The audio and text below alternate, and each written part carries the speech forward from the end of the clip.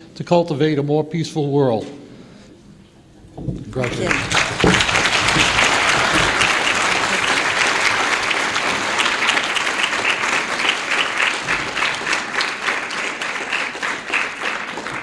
Thank you so much. Yeah? So are you going to give me the questions, or I'm going to? Some questions, yes. Let's see what I got here. What can the peace community now do to help Palestinians bring down the Israeli blockade of Gaza? You know, it's funny, when I was coming here, I got 2 emails, and I'm not going to say from who. One told me, the issue of Palestine is a very touchy issue still with this group, so don't talk about it. And the other told me, it's really important that you come and you talk about Palestine. So the question is here, what can we do? I'm very excited about the boycott, divestment, and sanctions movement. You know, often as a peace activist, it's very hard to find concrete things that people can do. And let me tell you, all of us are really sick of saying, call your congressperson, lobby your congressperson, and especially some of you have congresspeople who said to me, you know, forget it, they're just not going to move. Boycott, divestment, sanctions gives us something very concrete to do. Our group Code Pink took on a campaign against a settlement-based cosmetic company that I had never heard of before we started the campaign, and now I see it everywhere. It's called Ahava Cosmetics. We also were very involved in the SodaStream campaign, and we're excited about the victory that SodaStream just said it was going to close its factory in the settlements. And I want to tell you briefly about a new campaign we have, which is a campaign against a very large real estate company that is selling homes in the settlements. And that is a US-based real estate company called RE/MAX. Raise your hand if you've ever seen the RE/MAX hot air balloon outside of. So who knew that this was like a multinational conglomerate in 92 countries, and that it has an office in one of the settlements, Ma'ale Adumim, and that it sells homes in numerous settlements. So we are launching a campaign, and we hope that some of you will sign on. If you go to codepink.org and sign up, we'll send you information about it, and we've got some very creative ideas, and we're already making that company very nervous. Many of the members of Houston Peace and Justice have joined Jewish Voices for Peace, and the organization has endorsed BDS. Next question. How do you see the cause of peace in the world in relation to the so-called free trade agreements such as TPP, alliance with TPPs? Well, unfortunately, these elections are also going to be really bad around the passage of these free trade agreements like the TPP, because more Republicans have gotten elected, and they have been the great champions of the TPP, and but you know, so have the Democrats. What can you say?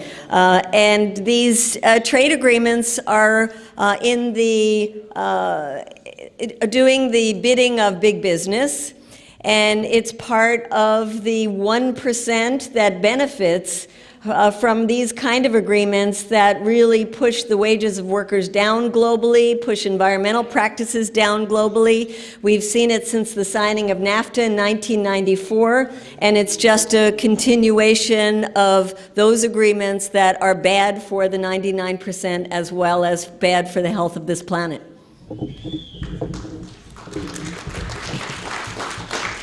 How are we going to demand anything without any comprehensive strategic political initiative to change the U.S. political landscape in the USA?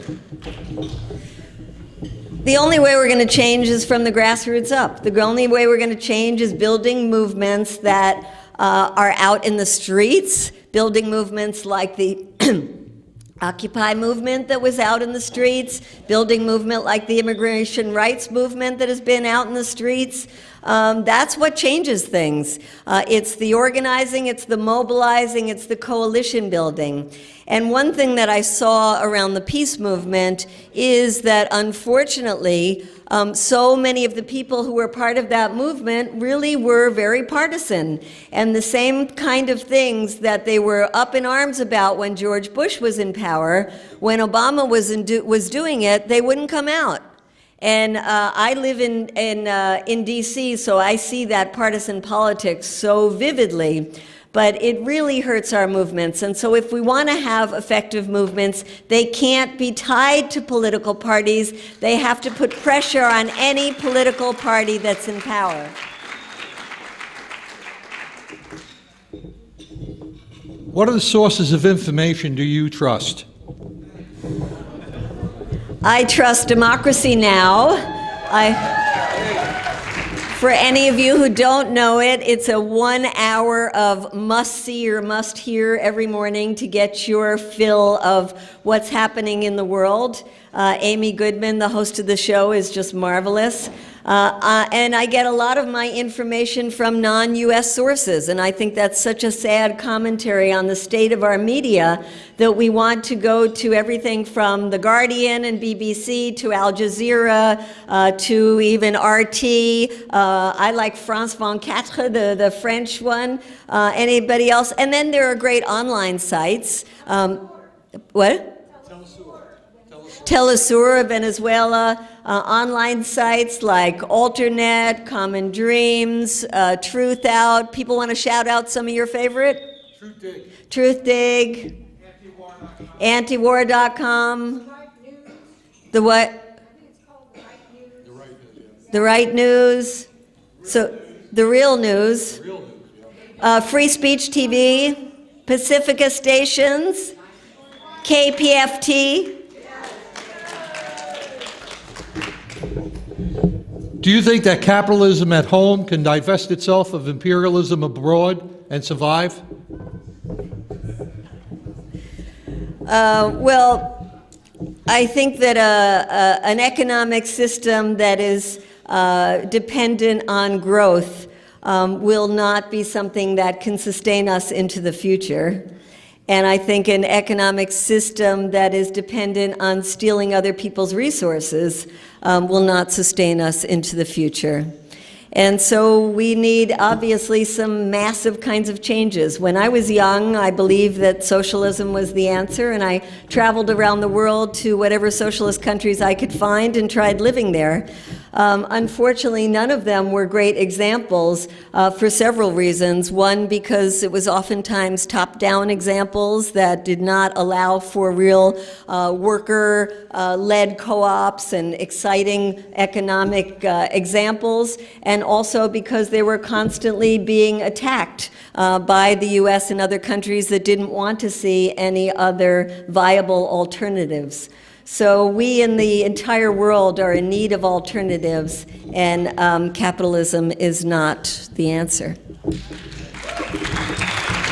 Why the name Code Pink, and what are some of the special activities that Code Pink has been involved in within the last 2 or 3 years?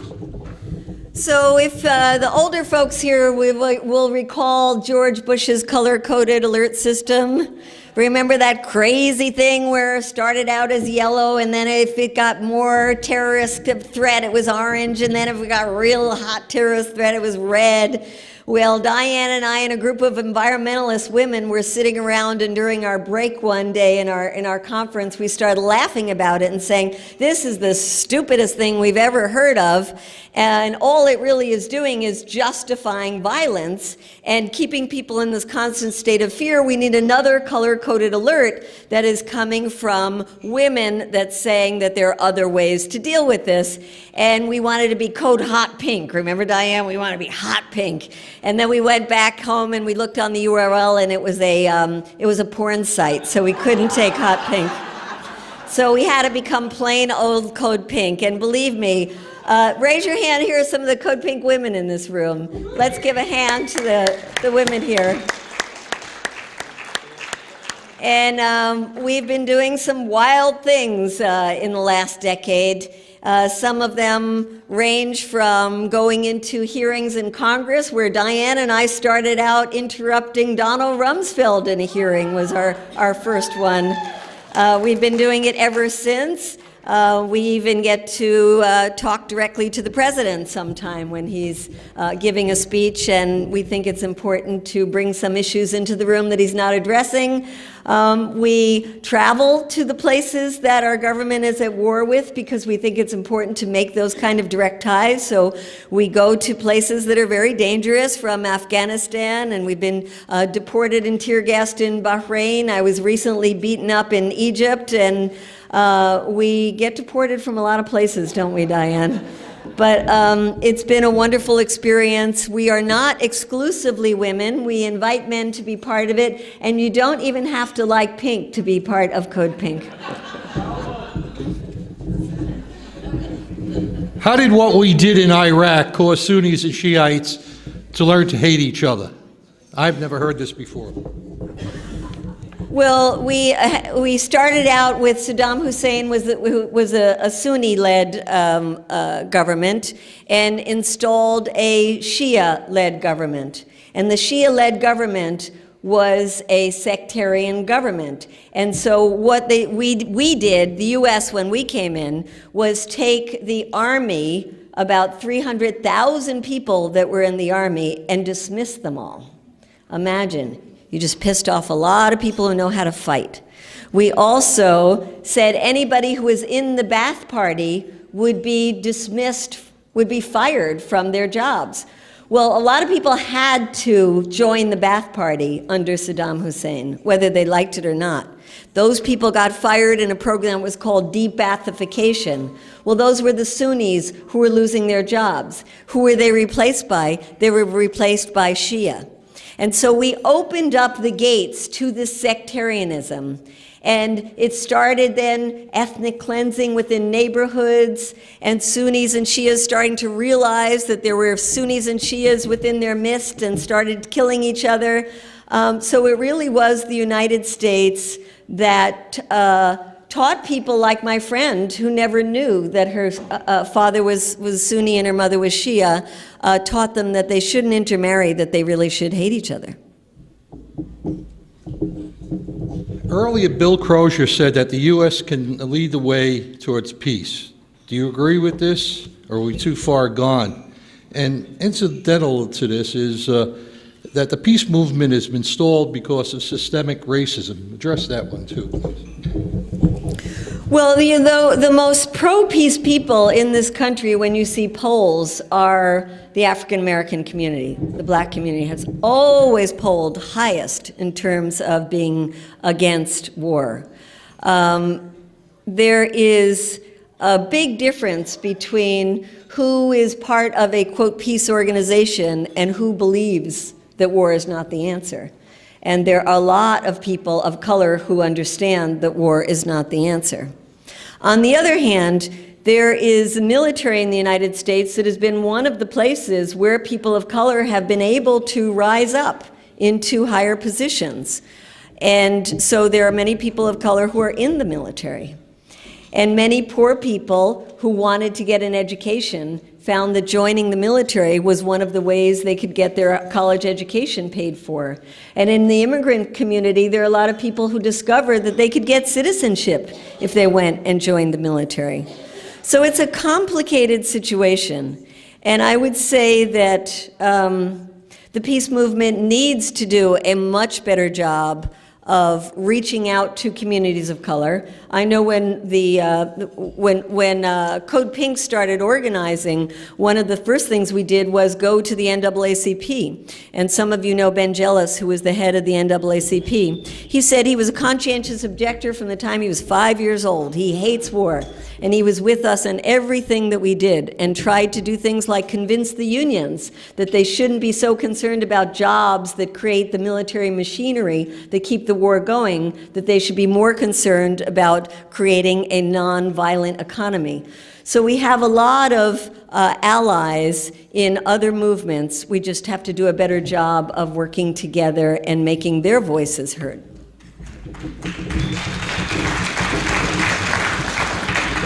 Besides your drone book, what are the other resources to learn more about this type of warfare, and what can organizations like ours do against this new high-tech militarism?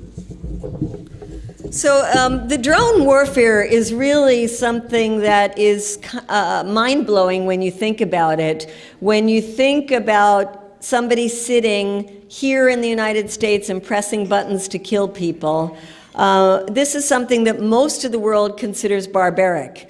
They say you get all riled up when somebody cuts somebody's head off, and certainly cutting a head off, beheading somebody is absolutely disgusting. But they say to me when I'm overseas, do you know how disgusting it is to have your grandmother out in the field tending the crops, and suddenly there's a ball of fire coming from the sky that incinerates her, and we find pieces of her flesh lying around in the field, and that's all that's left of her? So drone warfare is something that we should be concerned about what our government is doing, and also concerned about the proliferation of it. And so the question is, what can we do about it? Yeah. So I did mention, as I was in my talk, that we're trying to get regulations at the United Nations. We're trying to get countries to stop the purchase of killer drones. But I just want to give one story that happened to me yesterday, because I was in Gainesville yesterday, and they asked me to come and join them in a demonstration at a company that is making mid-sized drones. It's not the big Predator and Reaper drones that are killing people. It's drones that sell for $40,000, and they're being used by the military for reconnaissance, for spying. And we went and protested in front of this this company, and we asked if we could speak to the CEO, and he said he'd only speak to one person, and so I was the person that went inside.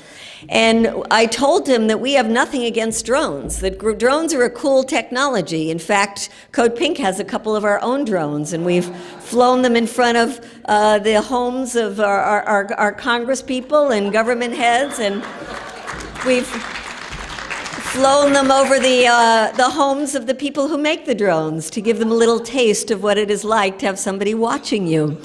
And we think there are many positive uses of drones, save environmental species, can be used by farmers, firefighters, but we don't like drones for spying and for killing. And he said, we would love to make drones for civilian purposes, but there is no way that we can make enough money in the civilian field